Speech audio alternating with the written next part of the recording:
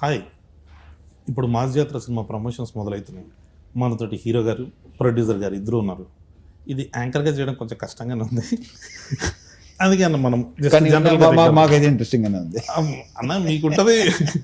అన్న ఆడుకోవడంలో ఫేమస్ కాబట్టి, సో మీరు మీడియాతో ఆడుకోవడంలో ఫేమస్ కాబట్టి ఇద్దరిని కలిపి కొన్ని క్వశ్చన్లు అడగాలని ఉందన్న. ఇట్లా మీడియాతో ఆడుకుంటాం ఫేమస్ అని చెప్తేనే మొన్న ఒక ఆగస్ట్ లో ఒక వీకెండ్ నన్ను ఆడుకున్నారు మీడియాలో. అవునన్న, దీంట్లో అది ఉండాలి కదా, డెఫినెట్ గా. అది ఉండకపోతే అలాగే సార్, అంటే కాదు, అలా ఉంటేనే ఫాలోయింగ్, వ్యూవర్షిప్ పెరుగుద్ది, అంటే అలాగే ఫ్యాన్స్ పెరుగుతారు, అవి ఉండాలి. మరి ఏ స్థాయికి ఆడుకున్నారంటే నేను ఇంకా అసలు ఆస్తులు అమ్ముకుని దుబాయ్ వెళ్ళిపోయానని. నాకు అర్థం కాలేదు, ఆస్తులు అమ్ముకునే అంత బ్యాడ్ పొజిషన్ లో ఉంటే దుబాయ్ ఎలా వెళ్తారో నాకు లాజిక్ అర్థం కాల. దుబాయ్ ఏదో పెద్ద పల్లెటూరు లాగా అక్కడికి బాధపడుతున్నారు. వాళ్ళ రియాక్షన్ లాజిక్ అసలు ఉంటుందా? అదే కదా సింపుల్. రిచ్ బాధపడతారు కూడా, రిచ్ బాధపడ్డానికి కూడా రిచ్గా వెళ్ళారు వంశీ గారు.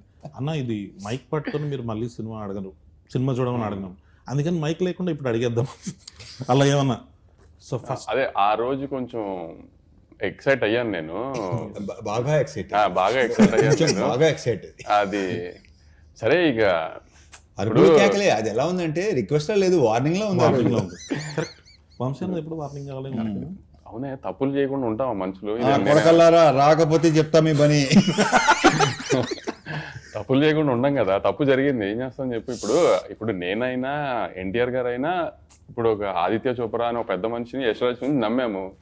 ఇప్పుడు అందరు తప్పులు చేస్తారు కదా, వాళ్ళ సైడ్ తప్పు జరిగింది, మనం దొరికామంటే ఏం చేస్తాం దానికి. ఇప్పుడు మేము తీసిన సినిమా కాదు కదా, మేము ఎలా, కానీ వాళ్ళని నమ్మాము. పెద్ద మనిషి, ఇండియాలోనే బిగ్గెస్ట్ ప్రొడ్యూసర్, ఆయన నమ్మాము. మిస్ఫేర్ అయింది, ఏం చేస్తాం దానికి, వేసుకున్నారు, పడ్డాం అంతే.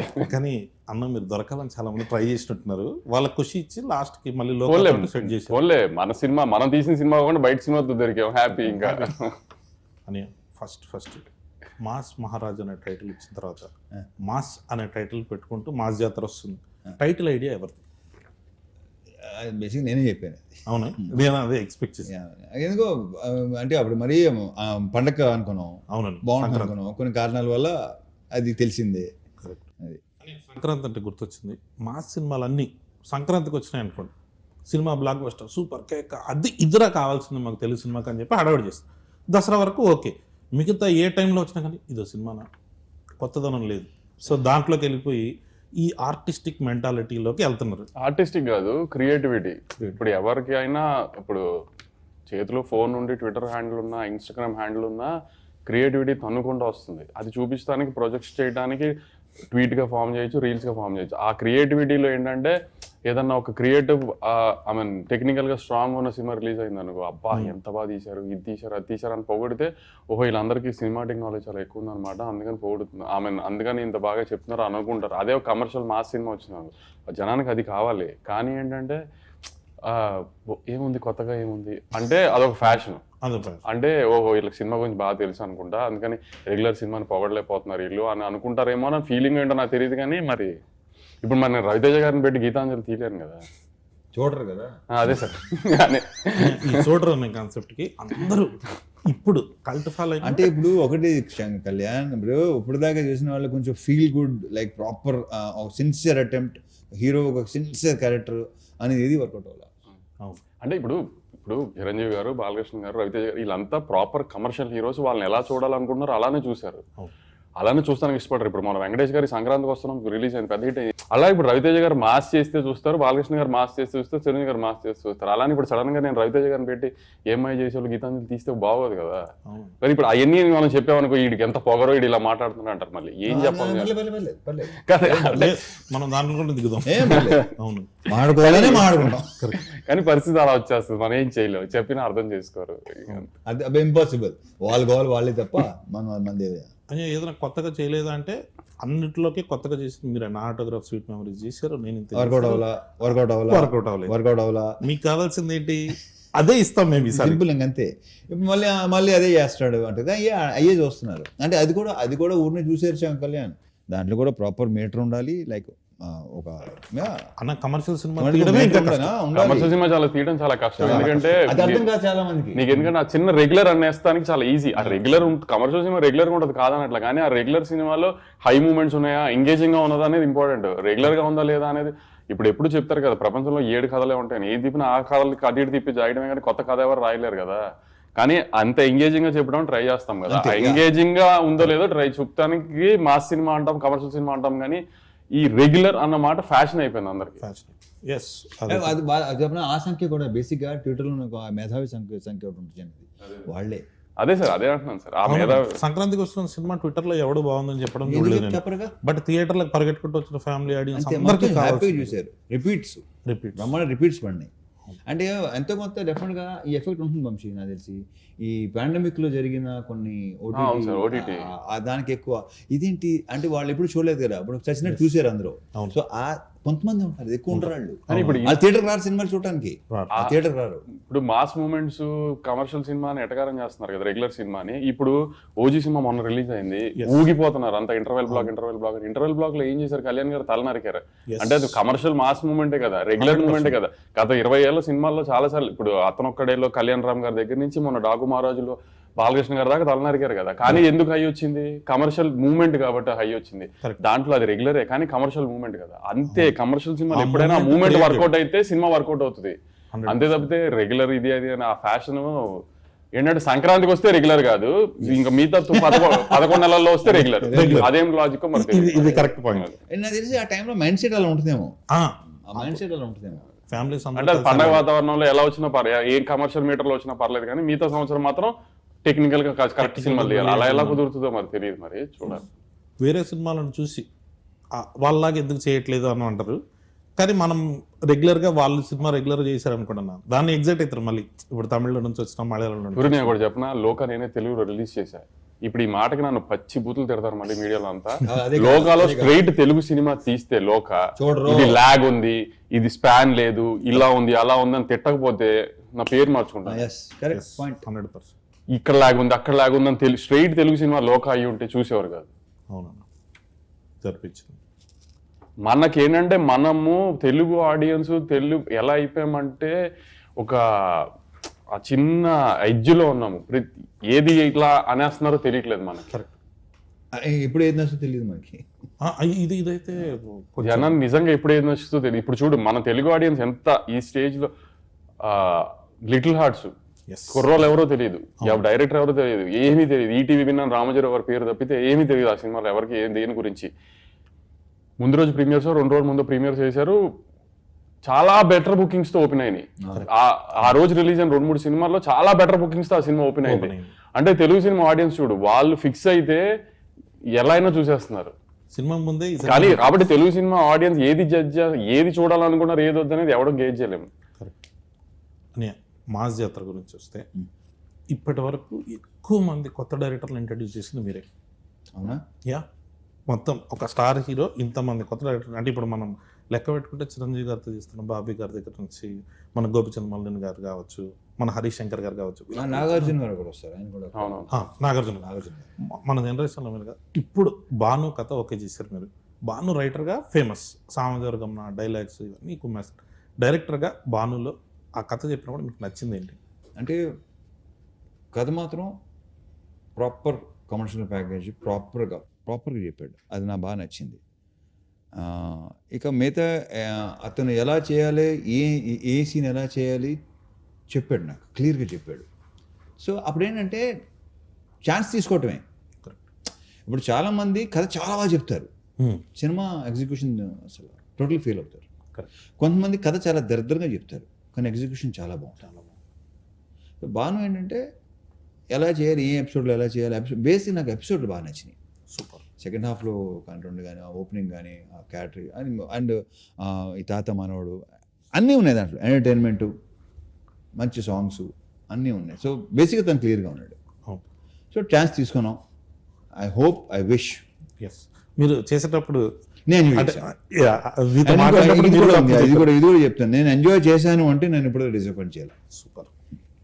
లేదన్నా, మాస్ జాతర మీద హై ఎక్స్పెక్టేషన్స్ రావడానికి ఫస్ట్ రిలీజ్ అయిన పోస్టర్ తర్వాత సాంగ్, మీరు ఇడియట్లో టాప్ సాంగ్ అది, మొత్తం జనాలందరూ పాడేసుకొని, ఇప్పుడు రవితేజ గారిది మేము ఏదైనా చూపించాలి ఇమిటేషన్ అని అంటే ఫస్ట్ ఆ సాంగ్ ఎత్తుకుంటాం. ఆ ట్యూన్ని పట్టుకురావాలన్నది భీమ్స్ గారి ఐడియానా, మీ ఐడియానా, డైరెక్టర్ గారి ఐడియా? అది నాకు తెలిసి భీమ్స్దే ఐడియా. అది ఫస్ట్ ఈ ట్యూన్ చెప్పాడు, అప్పటికే ట్యూన్ చెప్పాడు, దీంట్లో ఇది కలిపితే చాలా బాగుంటుంది, తందే మొత్తం తందే. సూపర్. అండ్ ఇప్పుడు రేపు ఆడియో విన్నారు కదా, రేపు థియేటర్లో అది ఇంకోలాగా ఉంటుందని నేను నమ్ముతున్నాను.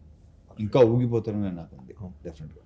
అని శ్రీలీల గారి చాయిస్ మీద అన్నారు మామూలుగా అనుకున్నాం దానికి ఏమి వేరే ఆప్షన్ పెట్టుకుని లీలా ముందు నుంచి లీలానే అనుకున్నాం. లీలా అవును. ఇంకోటి ఏంటంటే ఆ క్యారెక్టర్ కి కంపల్సరీ తెలుగు స్పీకింగ్ ఫన్ కూడా చేయాలి. ఎందుకంటే డబ్బింగ్ లో ఆ ఫన్ పోద్ది, అవును, డెఫినెట్ గా రాదు అది. సో తెలుగు అమ్మాయి పైగా శ్రీకాకుళం స్లాంగ్ నేను ఎక్స్పెక్ట్ చేయలేదు, చాలా బాగా చేసలా, చాలా బాగా చెప్పి, చాలా బాగుంది. అండ్ ఇప్పుడు దాకా చూసిన లీలాకి ఈ లీలాకి డెఫినెట్గా తేడా ఉంటుంది. నేను ట్రైలర్ చూడడం జరిగింది, అంటే ఇప్పటికి ఇంకా రిలీజ్ అయినది.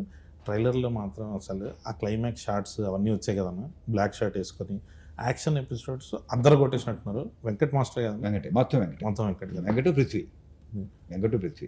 మీరు డాకు మహారాజు వెంకట్ గారే దీంట్లోనూ, వెంకట్ గారు వెంకట్ చాలా, వాళ్ళిద్దరూ ఆల్రెడీ ఎస్టాబ్లిష్డ్ టెక్నీషియన్, పృథ్వీ ఏమో అప్కమింగ్ టెక్నీషియన్. ఇద్దరు సూపర్ టెక్నీషియన్స్.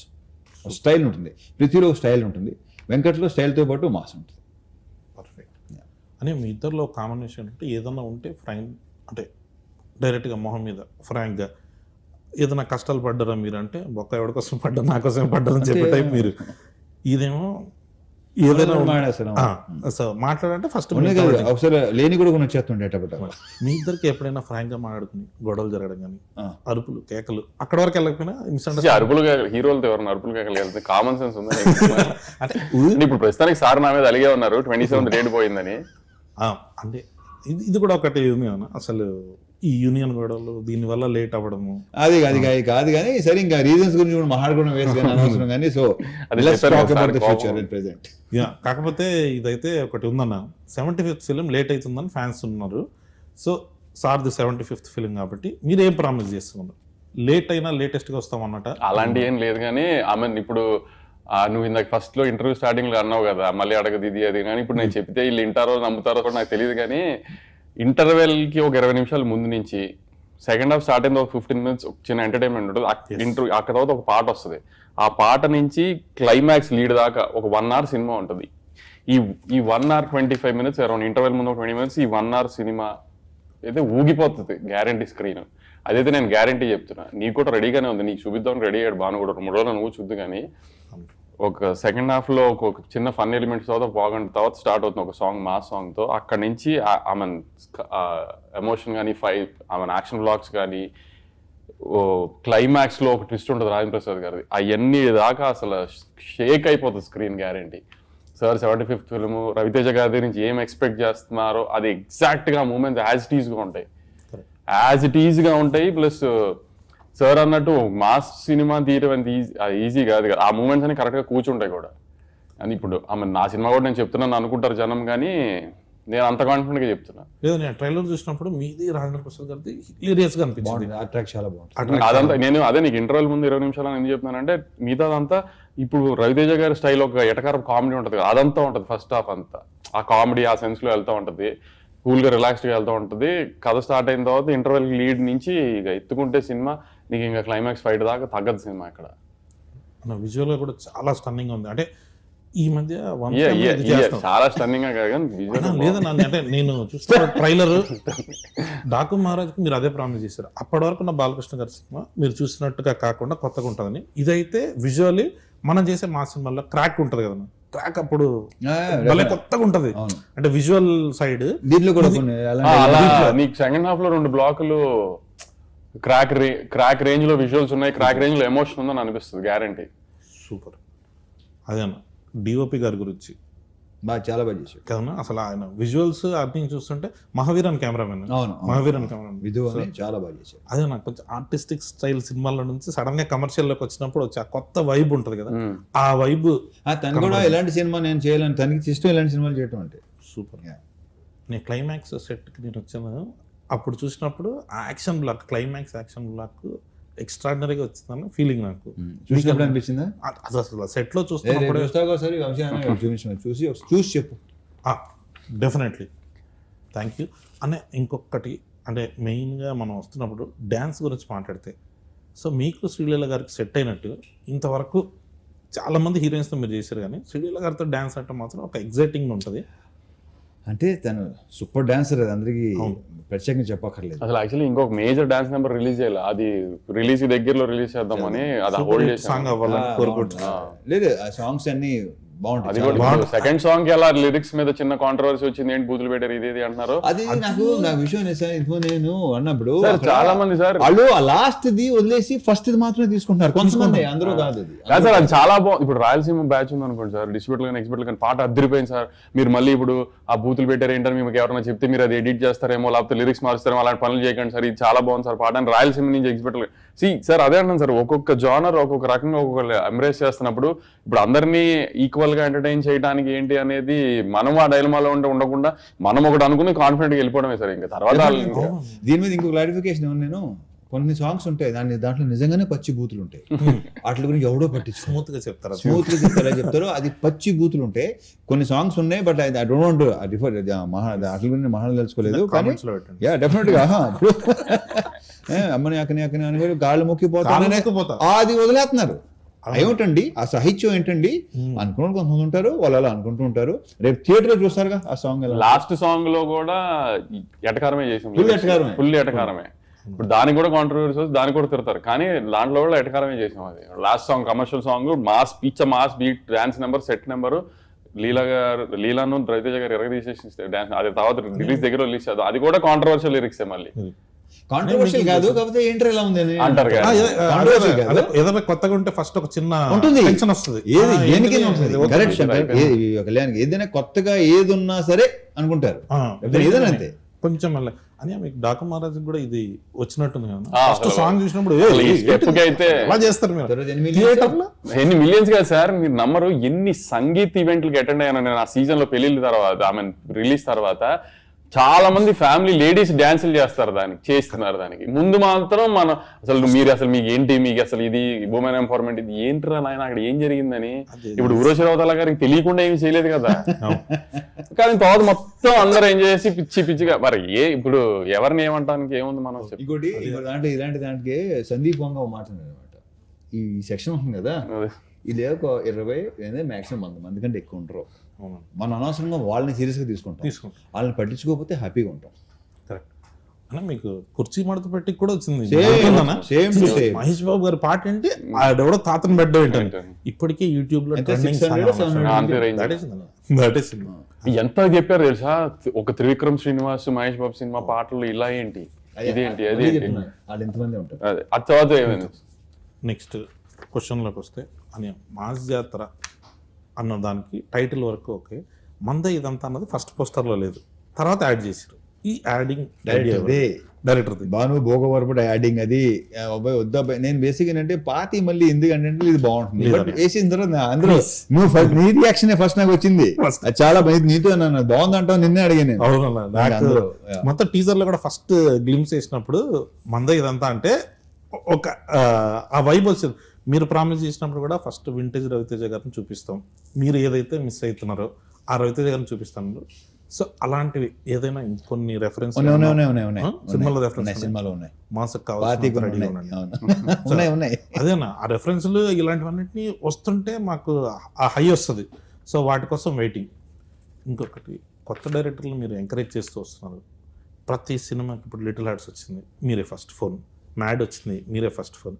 అట్లా మేము మొన్న ఒకటి అనుకుంటున్నాం, మ్యాడ్ 2 అయిపోయింది కదా, ఒకవేళ మ్యాడ్ 3 చేస్తే ఒకవేళ మేము వచ్చి అప్రోచ్ చేయమనుకున్నాం, ఒక స్టార్ హీరో ఒక ఆవేశం టైప్లో మనం ఏమైనా చేద్దామంటే మీరు దానికి ఓపెన్గా ఉంటారా? ఇప్పుడే రెడీ, ఎప్పుడు స్టార్ట్ చేస్తావు చెప్పు. అయితే మన మ్యాడ్ క్యూబ్ టిల్లు క్యూబ్ కలిపి సో అట్లా సెట్ చేసి మాస్ మ్యాడ్ క్యూబ్ ఏదన్నా ఒకటి ట్రై చేస్తాం. నేను మాస్ జాతరకి ఇప్పుడు ఈ మధ్య పార్ట్ 2 అన్నది ఫ్రాంచైజీలు సీక్వెల్స్ వస్తున్నాయి కదా, మాస్ జాతర 2 ఏమైనా ఎక్స్పెక్ట్ చేయొచ్చా? అది భానుభావు అడుగు. అవును, అయితే నో పార్ట్ ఫుల్ కథ చెప్తాం. సో ఇది ఇది ఇది ఒక రకమైన క్లారిటీగా చెప్పు. నో పార్ట్ ఫుల్ కథ మొత్తం ఒకేసారి చూసేయచ్చు మీరు సినిమా మొత్తం. అదే ఈ మధ్య ఒకటి వస్తుంది కదా, సగం సినిమా చెప్పి సగం టికెట్ డబ్బులు ఏమైనా ఇస్తారా మాకని, అట్లా లేకుండా ఫుల్ టికెట్కి ఫుల్ డబ్బులు. సో అంతే కదా, పార్ట్ 2 అంటే మాకు ఫుల్గా ఫినిష్ చేయడం కథ అని. సో దీంట్లో మొత్తం మనం ఫినిష్ చేస్తాం అని. మీరు బాగా ఎంజాయ్ చేసిన మూమెంట్ ఏంటి ఈ సినిమాలో? సినిమా అంతా ప్రత్యేకంగా అది ఏం లేదు, మీరు ప్రత్యేకంగా ఏమి బేసిక్గానే ప్రత్యేకంగా ఏమీ ఉండవు. నేను ప్రతి మూమెంట్ ఎంజాయ్ చేస్తాను yes. Because I live in the moment. అనే మీరు ఫస్ట్ టైం రవితేజ గారితో సో మీకు ఎలా అనిపించింది ఎక్స్పీరియన్స్? నాకు చాలా బాగుంది. మన చెప్తాను కదా నీకు ఎప్పుడు. ఎస్, నాకు పర్సనల్గా చెప్పారు one of the best, one of the కాదు, వాళ్ళిద్దరు క్లోజెస్ట్ ఫ్రెండ్స్. సో ఏంటన్నా మామూలుగా మీరు ఫ్రీ టైంలో ఉన్నప్పుడు సినిమాలు చేయకుండా ఉన్నప్పుడు ఏం ఆడతారు? ఎవరితో అంటే మీరిద్దరు అంటే what is your favourite time? ఎందుకు చెప్తారు నీకు? అంత షిట్ ఇండస్ట్రీ గాసిప్ అందరం తిట్టుకుంటూ ఉంటాను నేను. అన్న మమ్మల్ని కూడా యాడ్ చేయండి అన్న గ్రూప్ ఏదన్నా ఉంటే. అన్న ఇంకొకటి, ఈ మధ్య ఫ్యాన్స్తో కలిసి సినిమాలు చూస్తాము అని చాలా మంది కనిపిస్తుంది. మీరు అట్లా ఎప్పుడైనా ఫ్యాన్స్తో కలిసి సినిమా చూసిరా? లేదు, బట్ ఒకసారి చేయాలనుకుంటున్నా అలాగా సరదాగా సరదాగా. మా జాసర హిట్ రిపోర్ట్ వచ్చేసిన తర్వాత సార్ ప్లస్ కానీ ఆర్ట్ సినిమాలో అందరూ అది థియేటర్ ఆగదు అవనే. ఇప్పుడు మా జాతర రిలీజ్ అయ్యి గ్యారెంటీ హిట్ రిపోర్ట్ వస్తుంది. అది నన్ను నమ్మండి. మళ్ళీ మీరు ఆగస్ట్ లో జరిగిన దాన్ని గుర్తుపెట్టుకుని అనకండి. కానీ మా జాతర నేను చెప్పిన బ్లాక్లు ఖచ్చితంగా వర్కౌట్ అవుతాయి. సినిమా బాగుంటది. దాని తర్వాత సార్ తీసుకుని మనమే సార్ మల్టీప్లెక్స్ కి వెళ్దాం ఏఆర్టీకి. ఎస్ అని ఫస్ట్ టైం మీకు మాస్ మహారాజ్ అన్న టైటిల్ ఎప్పుడు వచ్చింది? ఇది చాలాసార్లు చెప్పేసాను శంకర్ కళ్యాణ్. ఇది నేను నువ్వు అది నేను పిలిచింది ఈ రొటీన్ అడగొద్దని. నువ్వు మళ్ళీ వద్దు, వద్దు, నా అంటే మాట. నేను పేపర్ పట్టుకునేది అవే నాకే చెప్పి చిరాకు దొరుకుతుంది. ఎస్ పేపర్ పట్టుకుని పాత ఇంటర్వ్యూలు ఒకసారి చూసుకుంటే తెలిసిపోతుంది. చూసుకోండి. యా అదే ఏదన్నా కొత్తగా అడగన్నారు కానీ చెత్తగా అడిగినందుకు సారీ అని. తర్వాత మీరు ఫస్ట్ టైం ప్రాజెక్ట్ స్టార్ట్ చేసింది సంక్రాంతికి, డిలే కారణం ఏంటి? నేను చెప్తాను అది. సంక్రాంతి రిలీజ్ అవ్వాల్సింది, నాకు ఇంజురీ అయింది. నాకు ఇంజురీ అయ్యి కొంచెం దానికి 3 months to 4 months కూడా దొబ్బింది. May 9th అనుకున్నాం, మళ్ళీ కాల్ ఇంజురీ అయింది. ఇక ఆ తర్వాత వదిలే. అది ఆగస్ట్ 27 మాత్రం నేను తనే పుష్ చేశాను. యాక్చువల్లీ మిగతా 2 సార్ అంటున్నారు కానీ వర్క్ సైడ్ కూడా కొంచెం స్లోగానే వెళ్ళింది. కానీ ఆగస్ట్ 27 మాత్రం నేను పుష్ చేశాను. ఏజ్ చేయడం మన మంచికి ఓకే కరెక్ట్. ఎందుకంటే ఎలాగో ఎక్కుతున్నారు, ఇంకా ఎందుకు ఎక్కించుకుంటాం? ఇప్పుడు మనల్ని ఎక్కే విషయంలో ఇప్పుడు అనవసరంగా సార్ని బలి చేయక్కర్లే కదా. 75th ఫిల్మ్ కదా అది. అందుకని కొంచెం వాళ్ళకి ఎక్కే వాళ్ళకి మనశ్శాంతి ఇచ్చి ఫ్రీడమ్ ఇచ్చి అంతా చేసి ఎక్కుకుంటారు అని చెప్పి టైం ఇచ్చి నేను సినిమాని అంత ప్రశాంతంగా చూసుకుని అంత బాగా చేసుకుని రిలీజ్ చేద్దాం అనుకున్నాను అంతే. అందుకంటే ఏం లేదు ఇక్కడ. కానీ మధ్యలో ఆస్తులు అమ్మి దుబాయ్ వెళ్ళడం టైం పట్టింది కాబట్టి కొంచెం మళ్ళీ వెనక్కి రావాలి కదా. మళ్ళీ ఆస్తులు కొని మళ్ళీ కొంచెం వెనక్కి వెళ్ళాలి. అదే దుబాయ్లో కొంచెం కానీ దుబాయ్ బాగుంది చాలా. ఆ రోజు సార్ చూసావు నువ్వు దుబాయ్ సీన్ పోస్టర్ గా వేసారు అది. నేను యాక్చువల్లీ నాకు అది పంపిస్తే నేను ఇక్కడున్నా ఆ రోజు, నేను ఇక్కడే ఉన్నా ఆ రోజు, నేను ఇక్కడ ఉంటాను. అది ఫార్వర్డ్ చేసింది ఫస్ట్ ఎవరు చెప్పినా మావాడు మాదన్నాడు అది చేసాడు.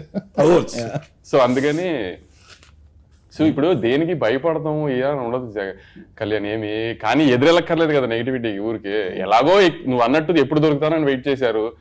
ఏదో బయట సినిమాకి దొరికాము, సో వేసుకుంటున్నారు కదా అని వాళ్ళకి ఎదురెళ్ళి ఏం అన్నట్టుగా వాళ్ళకి మనమేం ఫేస్ లేదు అంత కదా ఫైట్. మనం ఎందుకు ఫైట్ చేసేది, తగ్గుంటే బెటర్ కదా అని అప్పుడు అందుకే సార్ కోపం వచ్చింది, పోస్ట్ పోన్ చేశానని. లేదన్నా మనం నెక్స్ట్ సినిమా అన్నీ బాగుంటాయి కరెక్ట్ అంతే అని. లాస్ట్ మాస్ జాతర వస్తుంది, సినిమా రిలీజ్ అన్ని కన్ఫర్మ్. ఇక్కడ ఏం ప్రీమియర్స్ కూడా కన్ఫర్మ్. ఇప్పుడే లైవ్ లో చెప్పేస్తున్నాను, దాంట్లో ఏ డిస్కషన్ లేదు. సూపర్ డన్ అన్న. అయితే నువ్వు సినిమా ఇప్పుడు మొదలు పెడుతున్నావు చెప్తారు. మీరు చెప్పండి అన్న, నేను వెయిటింగ్. ముందు నువ్వు పెళ్లి చేసుకో, ఆ తర్వాత చేద్దాం. పెళ్లి ఎలాగో అది జరుగుతుంది వంశీ అన్న బ్లెస్సింగ్స్ తోటి. ఎవరన్నా ఇంటర్నెట్ తప్పుగా అనుకుంటారు వంశీ బ్లెస్సింగ్స్ తో పెళ్లి అదే కదన్నా, లేకపోతే సినిమా అయింది మనం ఎక్కడ ఉంటాం అన్న. మీరు చెప్పేది నన్ను ఒకసారి నెక్స్ట్ టైటిల్ చెప్పొచ్చా? వద్దు మనం సరే సినిమా అనౌన్స్మెంట్ అది మీరు టైటిల్ ఫిక్స్ చేస్తావా? అది ఎలా చెప్తాం, దానికి ఈవెంట్ వేరే event. Okay, thank you so much. మన భాను భోగవరపు గారి డైరెక్షన్లో మాస్ జాతర అన్న ఈసారి కొడుతున్నాం అంతే ఫిక్స్. Thank you.